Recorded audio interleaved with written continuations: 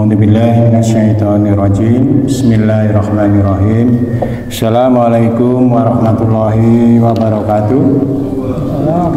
Innal hamdalillah nahmaduhu wa nasta'inu wa naghfiruh wa na'udzubillahi min syururi anfusina wa min sayyiati a'malina may yahdihillahu fala mudilla lahu wa may yudlil fala hadiyalah. Asyhadu an la ilaha illallah wahdahu la syarika lahu wa asyhadu anna Muhammadan abduhu wa rasuluh. Allahumma sholli ala Muhammad wa ala ali Muhammad kama sholaita ala Ibrahim wa ala ali Ibrahim fil alamin innaka Hamidum Majid. Alhamdulillah, Bapak Ibu sekalian yang dirahmati Allah, pagi hari ini kita tetap mendapatkan karunia dari Allah Subhanahu wa Ta'ala yang tiada tara, yang tiada pernah terputus kepada kita, khususnya juga kepada keluarga kita atas nikmat iman, sehingga kita tetap semangat dalam rangka menjalankan syariat Allah, berangkat ke masjid dengan penuh semangat. Mudah-mudahan ini menjadi girah kita terus-menerus sampai nanti kita akhir dari habisnya rezeki kita. Salawat dan salam tentu kita aturkan kepada junjungan kita Nabi besar Muhammad Sallallahu Alaihi Wasallam, kepada para keluarganya, kepada para sahabatnya, dan kepada para pengikutnya sampai akhir zaman nanti. Mudah-mudahan termasuk para dzurriyyat kita mendapatkan syafaat dari beliau. Amin ya rabbal alamin. Bapak Ibu sekalian, saya akan melanjutkan sharing saya yang terakhir ini tentang Asmaul Husna, Ya Rahman Ya Rahim, sehubungan dengan rezeki yang kita terima setiap hari. Bapak Ibu sekalian, dalam pekan-pekan yang lalu sudah kita bahas bagaimana kasih sayang Allah, bagaimana rezeki Allah dan rahmat Allah yang diberikan kepada kita semuanya yang tiada terbatas. Apa yang kita lihat, apa yang diciptakan Allah begitu banyaknya di alam semesta untuk kehidupan, fasilitas, kenyamanan bagi kehidupan kita semua. Nah, Bapak Ibu sekalian, kalau kita memahami kasih sayang Allah begitu besarnya, begitu luasnya, dan tidak mungkin kita hitung-hitung, lantas bagaimana kita menyikapi, mengaplikasikan kasih sayang Allah itu di dalam kehidupan kita sehari-hari? Ya, tentunya banyak sekali yang perlu kita laksanakan nantinya. Di antaranya dalam meyakinkan kita tidak hanya mendapatkan ilmunya saja, bahwa Allah ya Rahman, Allah ya Rahim, tidak hanya sebatas definisi, tidak hanya sebatas kita tahu, kita paham bahwa Allah itu Maha Pengasih dan Maha Penyayang, titik. Kan bukan hanya itu, tapi apa yang kita dapatkan menjadikan dasar bagi kita dalam menjalani kehidupan ini. Salah satunya adalah karena Allah Maha Pengasih yang tiada terbatas kepada siapapun makhluknya di alam ini, kepada seluruh hambanya manusia di alam ini, baik yang beriman, apalagi yang beriman, baik yang belum beriman, atau yang kafir, atau yang fasik, atau yang syirik, atau yang anti Tuhan, gitu kanlah ya. Termasuk tentunya yang paling istimewa kepada yang beriman itu kasih sayangnya sangat-sangat besar. Kemarin sudah kita bahas sampai kita hitung ada 25 lebih contoh-contohnya. Itu baru sebagian kecil, masih banyak lagi kalau kita hitung-hitung lagi. Maksudnya bukan tentunya kita tidak bisa menghitung nikmat Allah, tapi sebagai contoh di dalam kehidupan kita bisa jadikan patokannya. kan gitu. Maka kita juga berusaha di dalam kehidupan ini, kita meningkatkan kualitas kita mencintai sesama manusia. Kita tingkatkan cinta kita kepada orang tua. Kita tingkatkan cinta kita kepada suami atau istri kita. Kita tingkatkan cinta kita kepada anak-anak kita, kepada saudara-saudara kita, kepada kaum kerabat kita, kepada tetangga kita tentunya, dan kepada saudara-saudara seiman kita lebih kita tingkatkan lagi. Termasuk itu kan ya, yang disampaikan Ustaz tadi dan Ustaz Majid, kita mencintai harta-harta kita yang sudah kita kumpulkan. Kita mencintai perdagangan, perniagaan, jual beli kita yang kita takutkan atas kerugiannya. Kita cintai rumah kita yang kita bangun, baik mulai dari tipe 21, tipe 27, tipe 36, tipe 45 atau tipe 70, bahkan tipe 100 ke atas katanya. Kita cintai itu.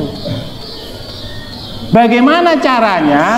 Tentu mengikuti cintanya, aturannya sesuai yang disyariatkan oleh dinul yang kita yakinin itu.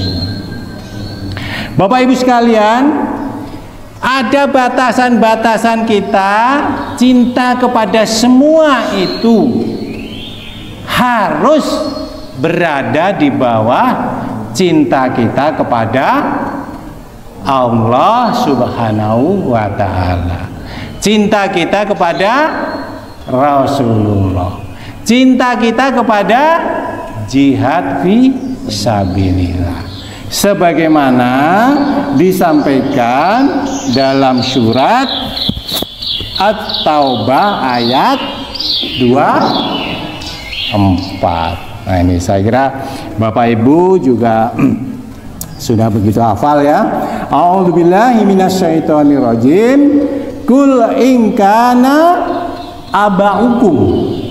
Ya, katakanlah ya, cinta kita kepada aba. Aba itu kan abi ya. Itu kepada ayah atau kepada orang tua. Wa abna'ukum. Abna ibnu, anak ya berarti kan? Cinta kita kepada anak-anak kita. Wa ikwanukum. Ikwan itu kan ikwan itu kan saudara-saudara kita ya. Wa ajwajukum.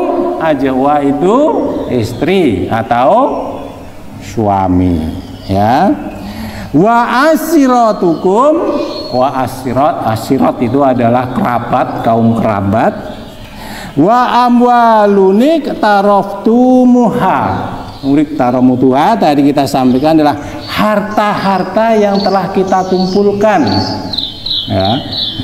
Kemudian wa tijarotun tahsyauna hasyadaka. Tijarah itu adalah perdagangan ya. Wa masyakinu tardaunaha. Masyakinu, apa masyakinu tadi? Rumah tinggal kita ya. Rumah tinggal kita. Ahabba ilaikum minallah. Apabila ini cinta tadi berapa tadi? 8 ya. Jadi orang tua atau anak, saudara, suami, kerabat, kemudian harta, perniagaan, rumah. 8 ya. Apabila 8 tadi cinta kita melebihi ahabba ilaikum minallah dan wa rasulihi wa jihadin fi sabilillah, melebihi 3 ini ya, cintanya kepada Allah, cintanya kepada Rasul, cintanya kepada fi sabilillah, fatarabbasu hatta ya'tiyallahu bi amri. Ya. Maka tunggulah sampai Allah mendatangkan keputusannya. Yang dimaksud adalah dan Allah akhirnya tidak memberi petunjuk kepada orang yang fasik tersebut. Fasik itu orang yang sudah paham, orang yang sudah tahu, orang yang sudah mendengar, orang yang sudah melihat tapi tidak menjalankannya, mengingkarinya. Ya. Nah, oleh karena itu Bapak Ibu sekalian, Allah mencintai semua makhluknya. Tadi disampaikan oleh Ustadz Majid, apabila kita di jalanan ketemu orang yang bertato, ya kan, ya kita jangan mengutuk dia, kita jangan mengejek, kita jangan merendahkan. Karena siapa tahu dari tulang sulbi mereka nanti akan muncul jundullah, yaitu tentara-tentara Allah yang mendapatkan hidayah dan membela agama Allah. Mungkin saat itu iya kan, ya kita kadang-kadang sebagai manusia itu kecolot mulut kita mencolot itu, suka mengatain orang. Tadi disampaikan itu, ya itu gimana sih, tatoan mau jadi apa nanti katanya, masih kecil-kecil sudah menjadi silverman, ngamen di pinggir jalan, gedenya mau jadi apa nanti. Masya Allah ya. Kita secara tidak langsung Bapak Ibu sekalian, ini adalah melakukan justifikasi terhadap apa? Takdir seorang anak atau orang itu yang baru kita temui. Padahal dia memiliki waktu yang panjang untuk insya Allah mendapatkan hidayah diberi Allah. Kemarin sudah saya sampaikan, hidayah Allah karena rahmannya ditunggu sampai batas limit akhir. Ya kalau masih muda jadi Superman, masih muda kemudian ditato, itu dalam umumnya kan masih panjang hidupnya kan gitu kan ya. Masih panjang secara umum ya, masih panjang hidupnya. Oleh karena itu ya seperti sampaikan Ustaz Najib, ya kita doakan mereka itu yang kita bisa. Karena kita tidak bisa mendawai dia misalnya, ya kita doakan. Karena doa salah satu senjata kita kan gitu ya. Supaya kita kasih ini dia, dan kita bersyukur atas itu. Kita tidak seperti dia dalam tanda kutip saat itu. Artinya jika kita melihat itu misalnya anak itu sebaya anak kita di jalanan itu, mereka udah di jalanan kemudian dijadi silverman atau pakai apalah gitu yang tidak semestinya lah. Bahkan sekarang itu kalau nggak salah di Jogja itu di mana itu ya, orang yang ngamen itu pakai seragam pocong. Wah itu kan sudah dasar. Pakai seragam kuntilanak, itu sudah memang keterlaluan gitu kan. Mudah-mudahan di sini nggak ada, kalau ada diusir aja dah gitu. Karena apa, itu psikologi terhadap anak-anak kita sangat dahsyat itu, dahsyat sekali. Bukan hanya rasa takut, anak-anak bukan hanya menjadi takut, tapi bisa jadi anak-anak membuat ia menjadi contoh. Kan itu kan berbahaya kalau menjadi contoh gitu. Apalagi gitu kan ya. Apalagi mereka begitu. Tuh Pak liatin, mereka itu bekerja Pak. Dia lebih baik begitu daripada mencuri. Iya itu benar, tapi tidak benar 100%. Nilainya cuma 4. Bener tapi 4, salahnya 6, ya kan cilaka juga. Iya enggak? Bener itu. Dia tidak mencuri, tapi dia mengamen dengan cara itu, benar secara itu. Tapi dia salahnya 6, mudah-mudahan begitu kan ya. Nah itu jangan sampai anak kita berpikiran nantinya begitu. Nah kita boleh menyampaikan alhamdulillah, boleh. Kenapa? Anak saya tidak seperti itu saat ini, kondisinya lebih baik. Saya bersyukur ya Allah, alhamdulillah. Jangan Engkau cabut rahmat yang telah Engkau berikan kepada kami, keluarga kami dan anak-anak kami. Ini bukan doa menghina, bukan. Ini doa bersyukur kepada Allah atas nikmat dan rahmatnya. Ya.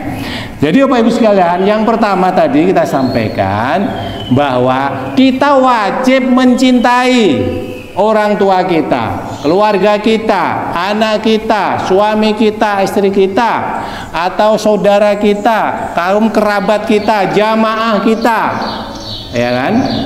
Tetapi cinta itu tidak boleh melebihi cinta kita kepada Allah, cinta kita kepada Rasul, cinta kita kepada jihad fisabilillah, ya kan? Oleh karena itu Bapak Ibu sekalian, misalnya ini kita sampaikan, kita terima, akan menjadi ujian bagi kita. Saya menyampaikan juga akan diuji oleh Allah. Lu Pak Jono jangan ngomong doang lah, gitu. Makanya beban ini saya bagi-bagi kepada saudara Bapak Ibu sekalian, menerima nanti juga akan diuji itu, kan gitu. Kan itu. Apakah kita sangat cinta sekali terhadap harta kita? Apakah kita cinta sekali kepada keluarga kita dibanding tadi? Sederhana tadi sudah disampaikan dengan kenceleng. Kenceleng salah satu dari jihad fisabilillah. Kenapa? Jihad bagi diri kita, bagi hati kita, bagi harta kita. Kenapa? Berani nggak kita gitu ya, mengeluarkan sebagian dari harta kita. Kemudian Pak Haji, kan saya sudah setiap Jumat masuki dalam kotak. Ya Pak Haji, saya itu sudah setiap belokan lampu merah memberikan orang yang minta-minta. Ya Pak Haji, saya sudah begini, sudah begitu. Masa ada kenceleng lagi? Nah, ini kan apa itu ujian bagi kita, nggak? Ujian bagi kita. Berani nggak kita nambah lagi? Kita gas lagi cinta kita dalam jihad fisabilillah.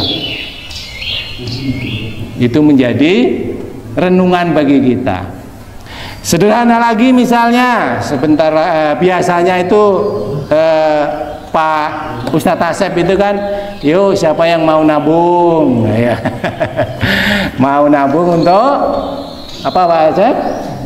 Untuk korban. Sudahkah kita siapkan tabungan kita untuk korban 5 bulan? 5 bulan ya? 4-5 bulan ke depan misalnya, 6 bulan lah katakanlah gitu. Sudahkah kita siapkan supaya nanti ketika hari D-nya, hari H-nya, kita tidak merasa berat sekali untuk mengeluarkan 3.200.000. Kira-kira berat enggak itu ya? Kita itu punya tabungan 10 juta misalnya ya. Punya tabungan 10 juta itu sudah kita tabung selama 2 tahun Bapak Ibu sekalian. Karena setiap bulan nabungnya misalnya 500.000. Pada saat yang bersamaan kita memulai menabung, istri kita itu loh kok ya bilang gitu ya. Ya, rasanya itu pengen kulkas deh supaya kalau panas seperti ini harinya itu punya es yang adem gitu. Kita bisa bikin es jus dan lain sebagainya. Kira atau bikin lauk itu nggak bolak-balik ngangetin, tinggal masukin kulkas saja, bisa aman sampai 2 hari misalnya. Kan benar kan yang diomongin. Ya qadarullah, ibunya ngomong gitu itu loh. Kita itu niat nabung untuk korban. 2 tahun kemudian kita punya 10 juta. Atau mungkin mohon maaf kalau 10 juta banyak sekali Pak Haji tabungannya misalnya 5 juta. Pada saat hari kurban tinggal 7 hari, duit 5 juta ini kita kira-kira kemana larinya? Apakah 3.200.000 kita setorkan kepada panitia, atau 3 juta kita setorkan ke toko elektronik? Ini jihad fi sabilillah, bukan untuk orang lain. Jihad fi sabilillah untuk diri kita sendiri. Baik Bapak Ibu sekalian, itu yang bisa saya sampaikan. Semoga menambah keimanan dan ketakwaan kita dan bermanfaat. Apabila ada salah mohon dimaafkan. Kebenaran datang dari Allah Subhanahu wa taala. Kekurangan dan kesalahan atas kefakiran saya mohon dimaafkan. Billahi taufik wal hidayah. Wassalamualaikum warahmatullahi wabarakatuh.